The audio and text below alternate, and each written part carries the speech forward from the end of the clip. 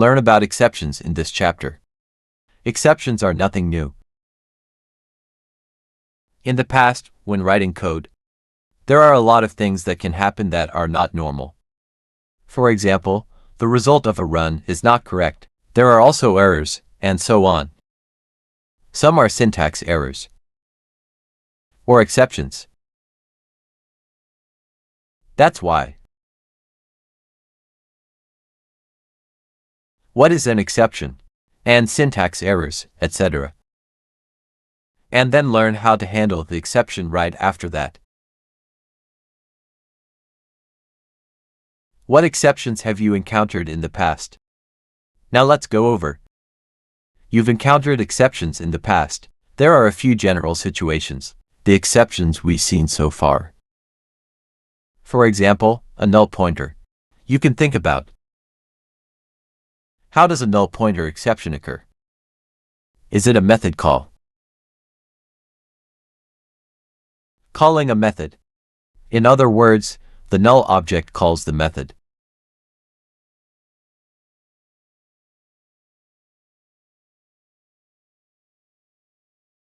An out-of-bounds exception.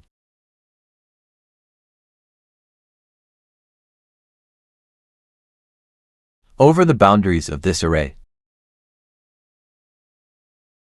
Yes, that's right.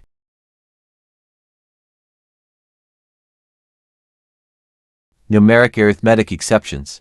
That's when we're crunching numbers. When we operate on numbers. Arithmetic exception to show him the effect of. To demonstrate the effect of this exception, I can now define a method.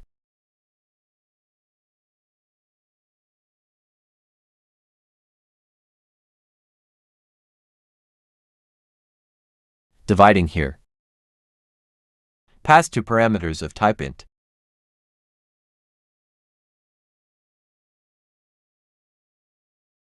And then we return the result. Okay, so when we call.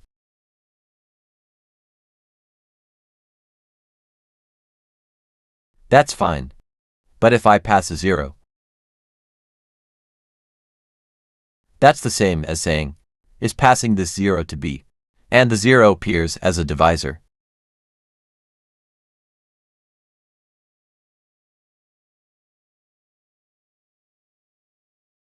You can see on the right side.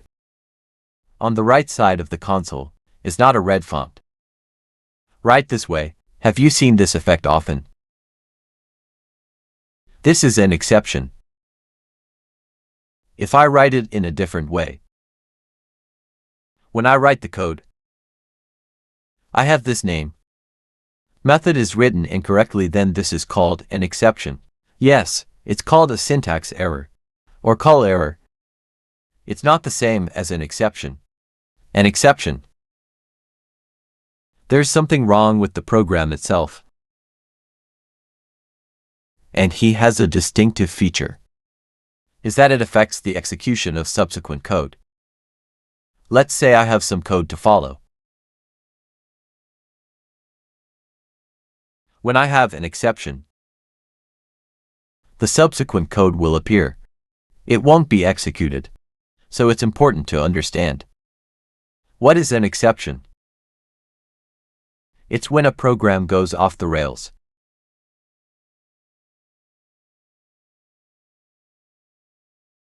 And what's its distinguishing feature? Two features. The first is that the exception information will be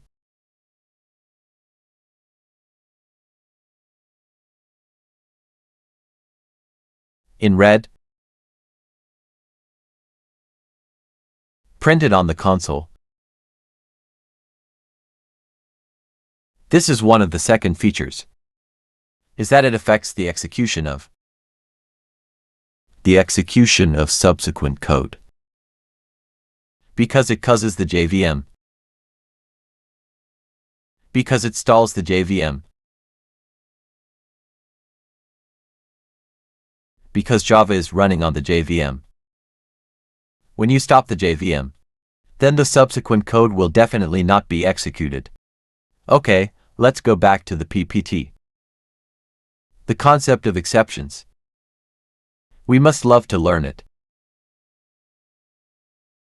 A possible error or extraordinary situation.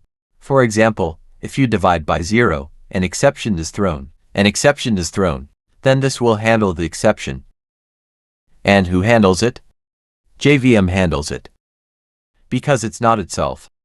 Doesn't handle exceptions. Control the exceptions. Control process, and then out of security concerns. We're here to avoid impact from affecting other normal programs. The operating system will usually terminate the program that's causing the exception. Well, as you can see, this is the flow of a operation that I wrote. So let's see what the exception. He actually has an inheritance structure. In other words, it's a family. First, we look at its biggest superclass, called Seriaba.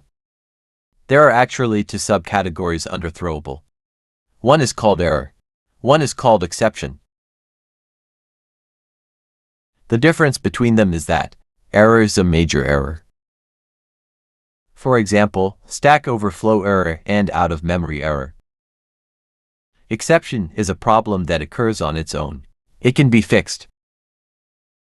Next, demonstrate the difference between these two. Back to the code. First, it'll show you a type of error called major error.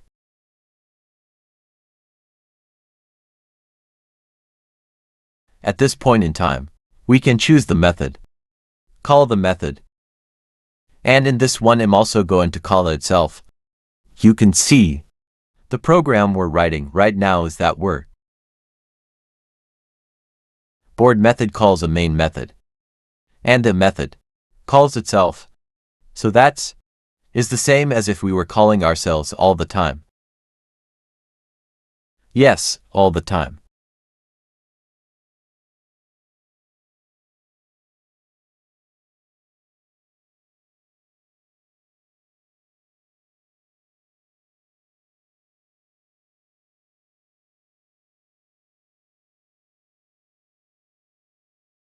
Let's take a look at the result of his execution.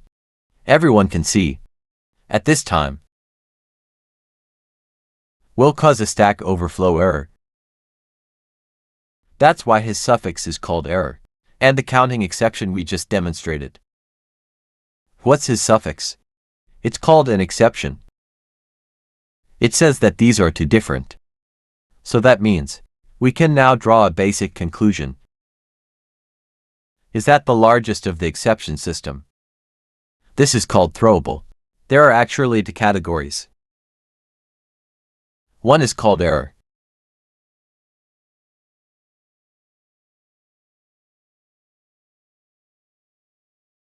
And error itself is a major mistake.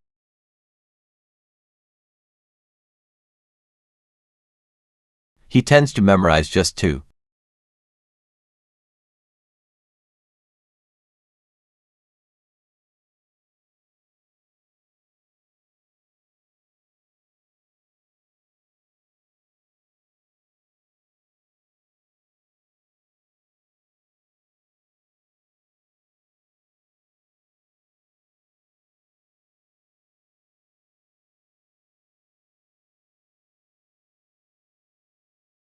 Let's say I'm opening up more space in the object.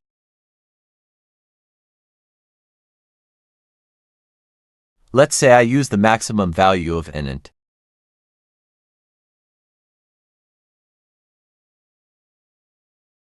It's the same as opening up space in the heap.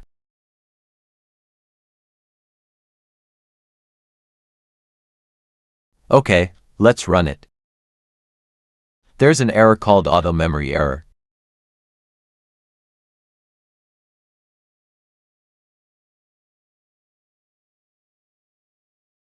This is called out-of-memory error.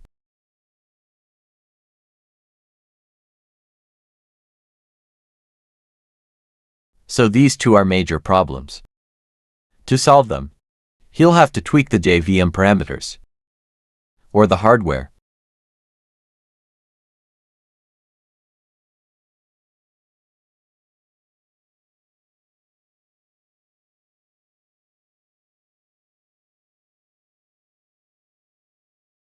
The focus is on exception, a runtime exception.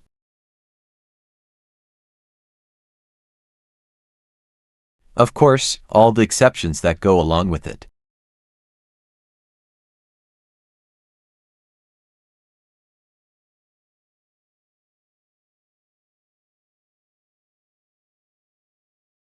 It's called a checked exception.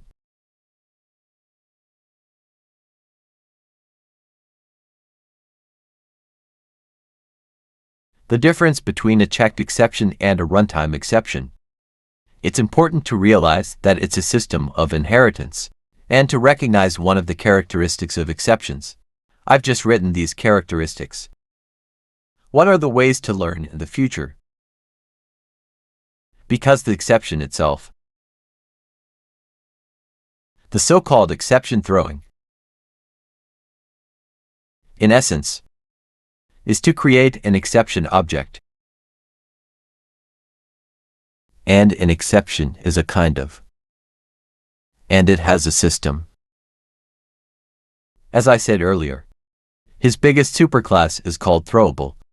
The so-called exception throwing is to create an exception object, and then stops the program from running.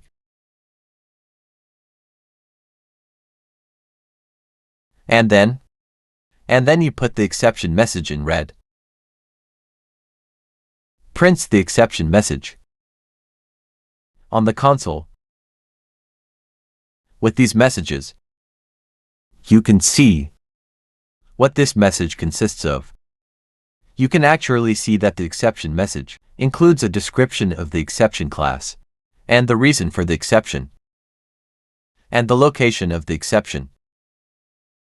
In this way, through the exception, we can locate what's wrong with our program, and then we can propose a solution. So an exception message contains these parts.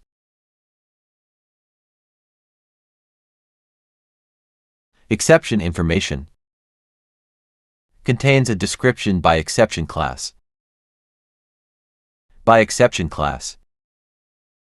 and the cause, the reason for the exception,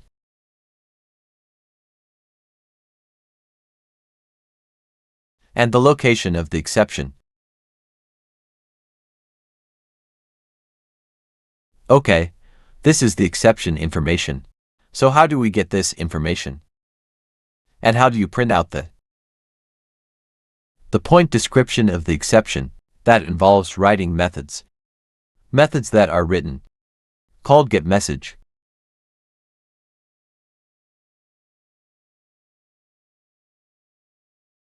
Can return the message string of an exception.